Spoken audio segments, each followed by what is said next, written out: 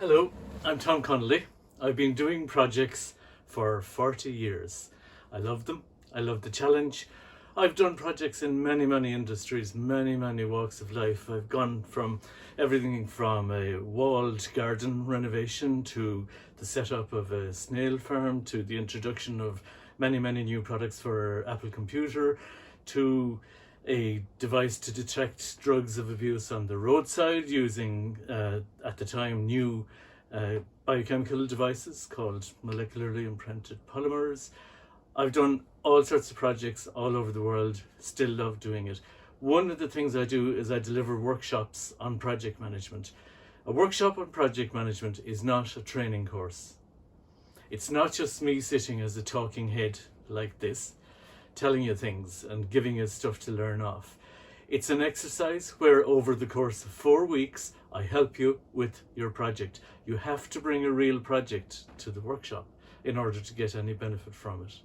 I help you develop your plan. I help you develop your goal. I help you develop yourself, your team, do a risk register, risk evaluation. I help you figure out how will you plan the project and how will you carry out the project? How will you execute the project? It's one thing to plan it, it's another thing to execute it. Very practical exercises that we go through. We take a very hands-on practical approach. And just to give you a small example, we liken your project plan to a map. Do you remember these maps in the olden days before Google Maps and all that? So if you have a map of your project, and if your project is to walk across Dublin City, it's upside down, walk across Dublin City, you need to know every street. You need to have every single street mapped out. But you don't need to know them when you start walking across the city. You just need to know if you're down there at the bottom right-hand corner. You just need to know the streets and roads around where you are at the moment. Yes, you have to have them all mapped out, but you don't have to look at them all the time. So bit by bit, you follow your map through your project. You get to the river. The river is akin to a milestone in your project plan. You can worry about an awful lot of things before you get to the river. You can put off worrying about things until after at least you've got to the river. That's what milestones are like in projects.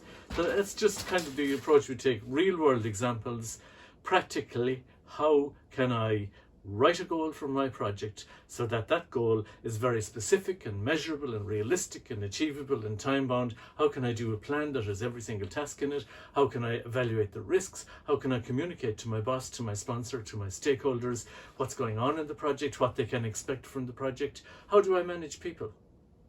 How do I get people to do what I want them to do when they don't even work for me? How do I know what's going on in the project? How do I know they're working? As a boss of mine said to me one time, Tom, when I'm not in the office with you, how do I know you're working? Things like that we go through.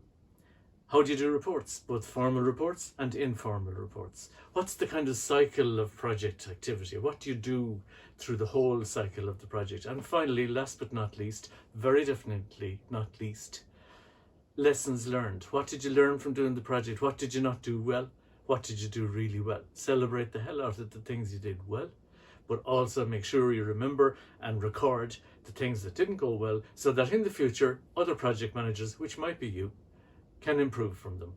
So that's just a flavour of what we do. 10 steps, been in use since 1992, and the last time I used the 10 steps in a project of my own was only 2 months ago in a blockchain startup. So it's as relevant today as it was all those years ago when it was started off. Thank you. I'm Tom Connolly, 087 809 2885 if you want to call me. Thank you.